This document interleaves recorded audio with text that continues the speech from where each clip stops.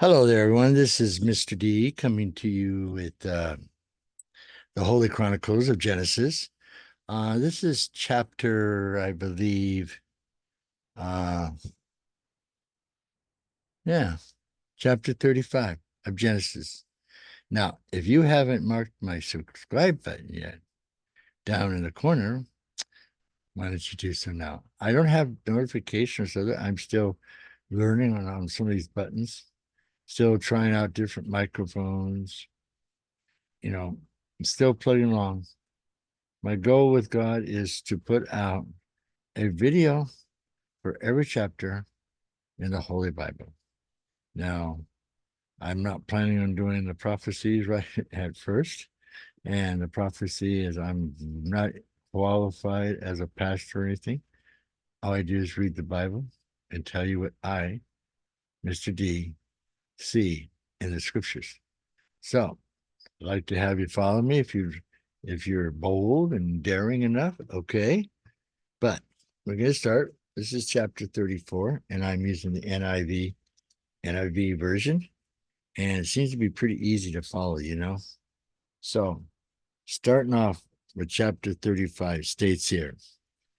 Then God said to Jacob, "Go up to Bethel and settle there, and build an altar there to God, who appeared to you when you were fleeing from your brother Esau." Remember the chapter before where he wrestled with that angel?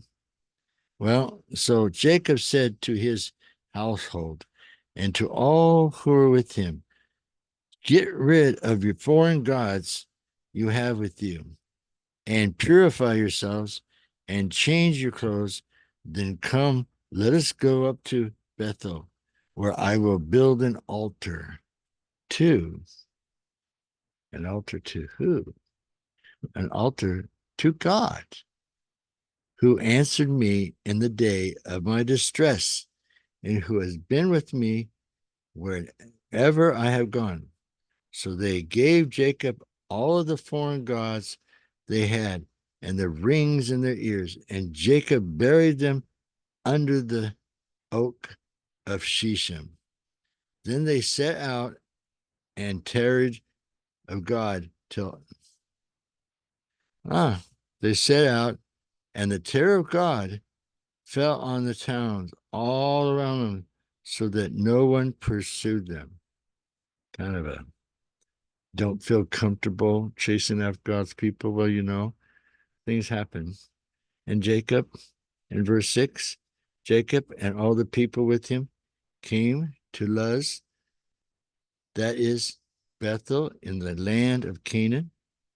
There he built an altar, and he called that place El Bethel, because it was there that God revealed himself to him when he was fleeing from his brother. Now, Deborah, Rebekah's nurse, died and was buried under the oak outside of Bethel. So it was named Alan Bacchus.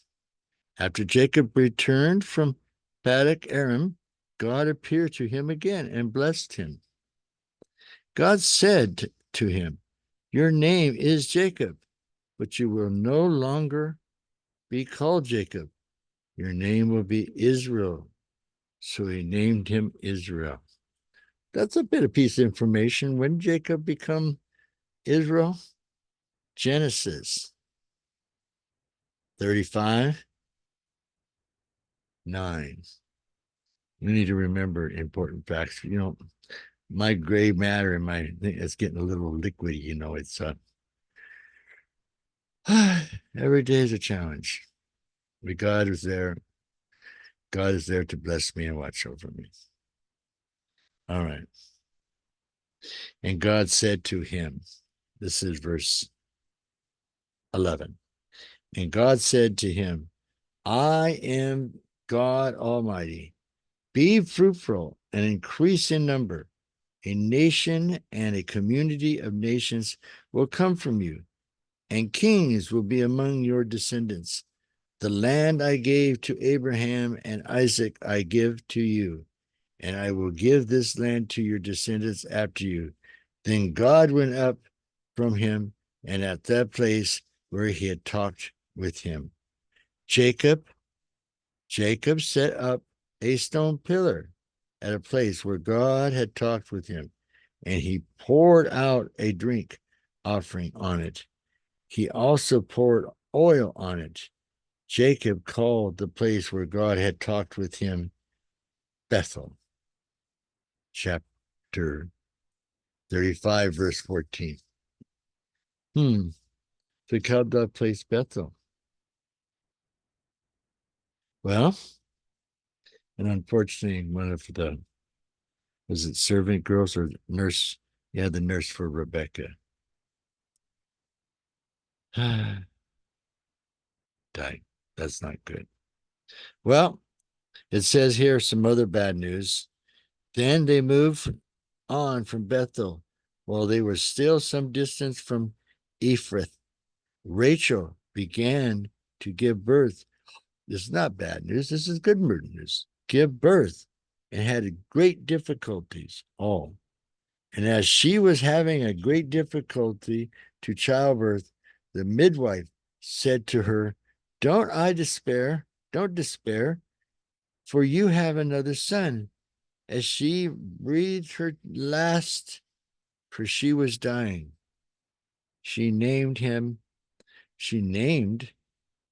her son, Ben Oni, but the father named him Benjamin.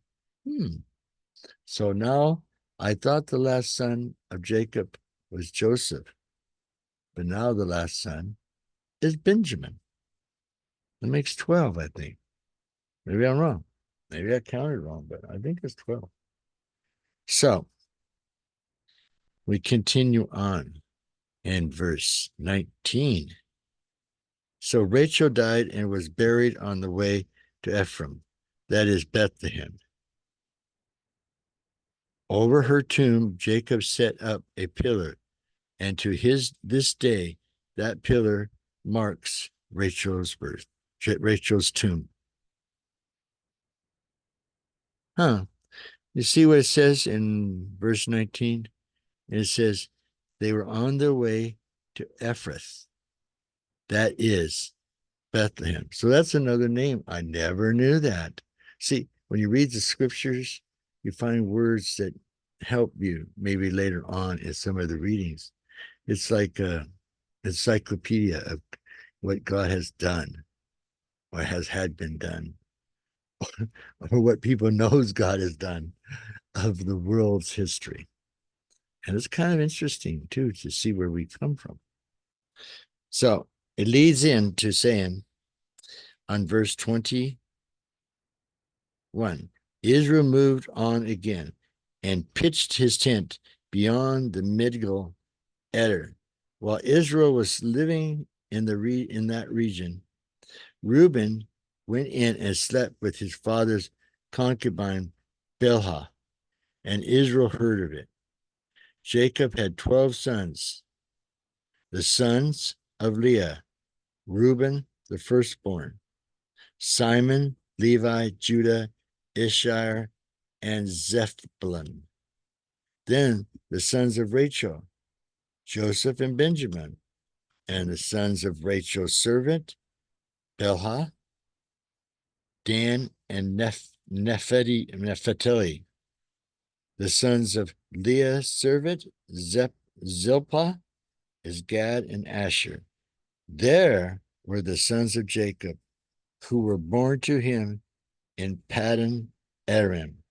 Jacob came home to his father's Isaac in Mamre, near Kiriath Arba, that is Hebron, where Abraham and Isaac had stayed. Isaac lived 180 years. Wow. Then he breathed his last and died, and was gathered to his people, old and full of years, and his sons Esau and Jacob buried him.